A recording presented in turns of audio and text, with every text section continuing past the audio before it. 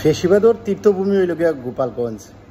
সেই তীর্থভূমি যাওয়ার পরে এনসিপির আজকের প্রোগ্রামে হাসনাত আবদুল্লাহ যখন মুজিববাদ মুর্দাবাদ মুর্দাবাদ স্লোগান ধরে, তখন ফেসিবাদর বুকো আসলে কাফন ধরছে। এবং এটা শুধু ফেসিবাদী যারা এরা নাই, ফেসিবাদীর লোকের যারা সহভাগী যারা আছে এরারও জ্বলে। এবং এরা এই স্লোগানটা দেওয়ার ফলেই মূলত হইল গিয়ে এরার জ্বলা শুরু হয়েছে।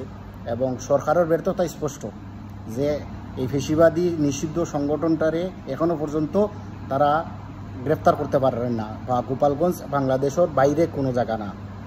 বেগম খালেদা জিয়া কিন্তু 2014-15 দিকে একটা কথা কইছিলা, গোপালী এটার নাম বদলে দেব।